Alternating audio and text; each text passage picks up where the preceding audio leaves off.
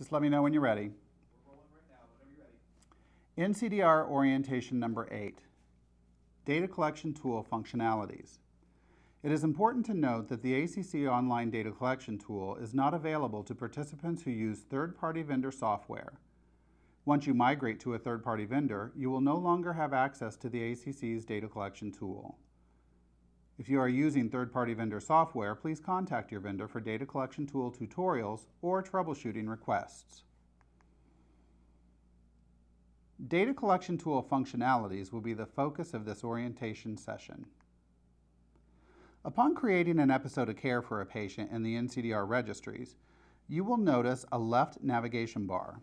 If you focus at the top left section, you will see the options within the data collection tool: NCDR maintenance, patient add and search, and episode search and edit. When focusing on the middle section, you will note different links which correspond to the paper form of the data collection tool, which is called the data collection form.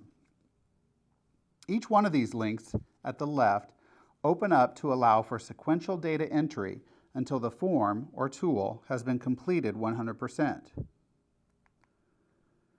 When you focus on the bottom of the left navigation bar, you notice that the patient information is available for a quick reference. Additionally, the episode information is also available as a quick reference. Please use these quick references to ensure you are completing the correct patient without exiting out of the screen. For now, we will be focusing on the middle section of the data collection tool. Every link on the left navigation bar has several tabs associated with it. The purpose is to move sequentially from tab to tab, completing the data for every sequence number as you go. For example, to complete this patient form, the user would begin data entry on the first tab within the episode link. The first tab is called Episode. Using the data dictionary, complete each data element in the Episode tab and save the information at the bottom of the page. Do this by clicking Save or Save and Next. When you click Save and Next, the system will advance you to the second tab in the episode link, which is the History and Risk Factors tab. After completing the elements within this tab, Save and Next will take you to the Diagnostic Studies tab within the episode link at the left. Once the elements have been completed in the Diagnostic Studies tab, Save and Next will advance you to the next consecutive tab at the left, which in this scenario would be the lab visit. After completing the tabs in lab visit at the left, the system will advance you to the discharge link, and so on and so on. Always make sure you save or save and next to make sure all of your hard work does not disappear. What if I have more than one procedure occurring within an episode of care? The NCDR online data collection tools are equipped to handle this type of scenario. On the Lab Visit tab in the registries, there's a specific link which states Add New Lab Visit.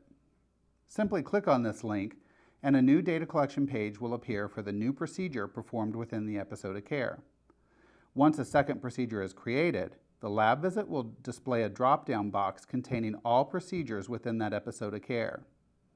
Please ensure you're looking at the correct lab visit when you're making corrections or making references to this episode of care. Remember in NCDR orientation session number 6 when we spoke about the drop-down box which includes your physicians at your facility? Here's an example of what this looks like in the registry. This drop-down listing was created in the Operator Administration tab or link in the registry. It's important to note that this information must be kept current to allow for the correct coding of physicians and their associated NPI numbers. If the RSM, the Registry Site Manager, has not created this drop-down listing, the physician sequences cannot be completed and the data will be ineligible to advance to the DQR process. Every sequence number within the data collection tool is a live link which pulls up the definition for that particular sequence. Simply click on the sequence number and the definition will pop up from the Full Specifications Dictionary. The Full Specifications provides more details than the Coder's Data Dictionary. However, they are both aligned in assisting you with coding data elements. In this example, please focus your attention to the usual and valid ranges in the right column. You will notice that the usual range for creatinine is 0.1 to 9.0, and a valid range of 0.1 to 30.0. Why is this important? This is important when your data is reviewed by our systems. For example, if you entered a value of 35 for a creatinine, the system would not allow you to enter the value because the valid range for this sequence is 30. If the value is really 35, you will need to enter the highest allowable value into the registry. In this example, if you entered 30, the system would allow you to enter the value because it is within the valid range. However, it will cause a warning in your quality check. We will talk about that in the next session.